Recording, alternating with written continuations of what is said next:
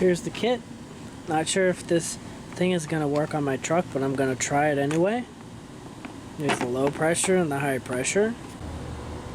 First you got to remove I'm going to remove this because my valve has a leak, so I use this hose to keep the refrigerant in so I have my air conditioning. Otherwise it'll leak out. You can actually hear it leaking out when I take this off. See? It's under pressure.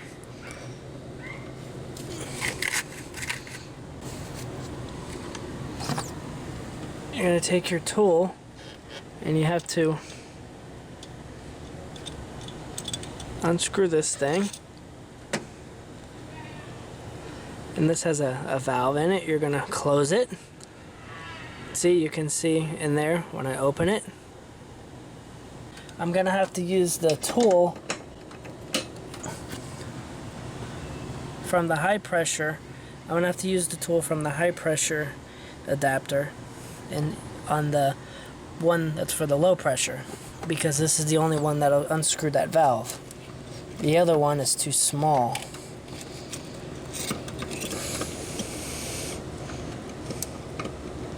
First you gotta screw this on. There's an O-ring in there that'll seal. Get this hand tight. Okay, it should do it. And you're gonna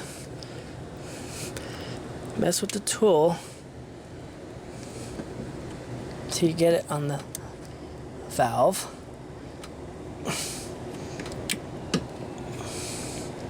Okay, I got the valve. You're gonna unscrew it.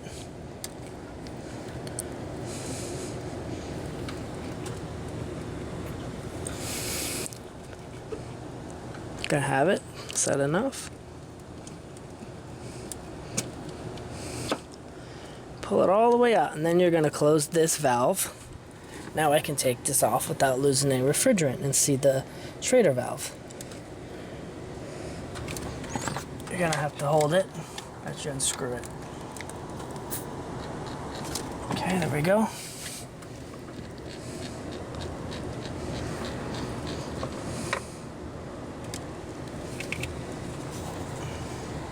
Where's the valve?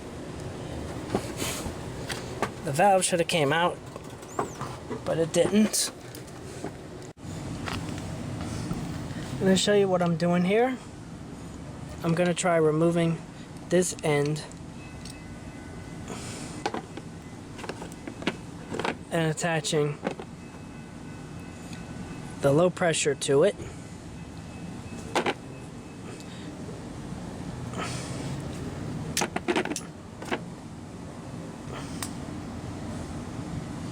Because the valve here should have a larger opening than the one does in here.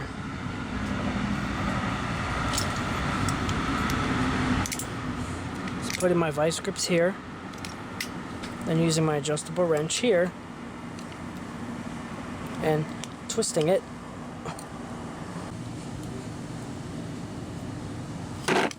Yep.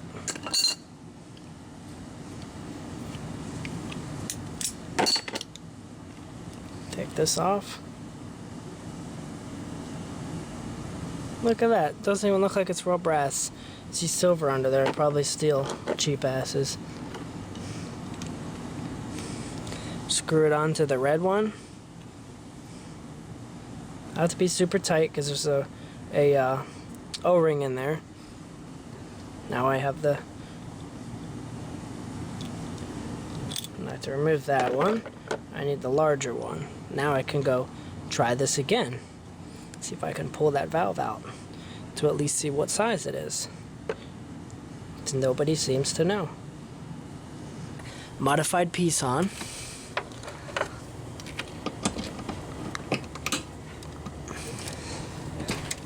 Now let's press it in. Get a hold of that valve. Got it. Make sure this is tight. Not too tight, but a little tight so that O-ring will seal. And okay, I got it. I'm gonna unscrew it. You'll have to do this by feel. Pressure blew it out. Hopefully it's on the end now. So when I close this, and then unscrew this, it will be there on the end somewhere.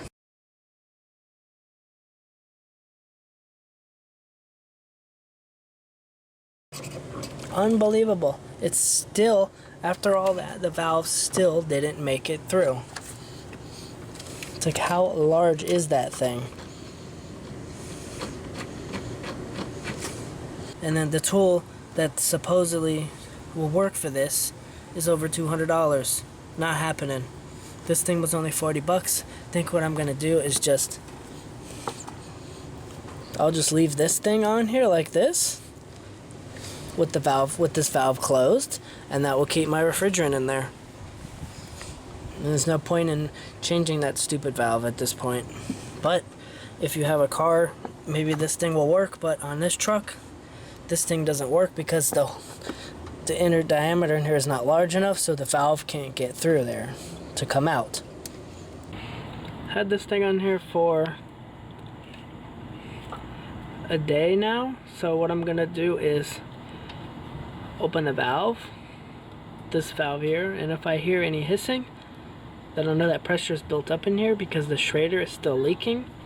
But it seemed like from taking it out so many times and putting it back in, it helped it to seal better. So let's see.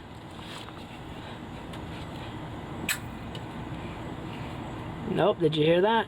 Still got a leak.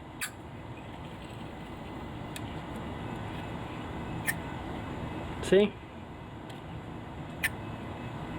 So I'm gonna keep that on there, and I need to cover this up. I have some E6000 glue is probably what I'll use to seal this up, just to keep dirt from getting in there. And I'll have to check this once in a while because vibrations from the engine running might make this loosen itself. If you would like to learn how to start a side hustle, you can check out the link below. I have a members area on this channel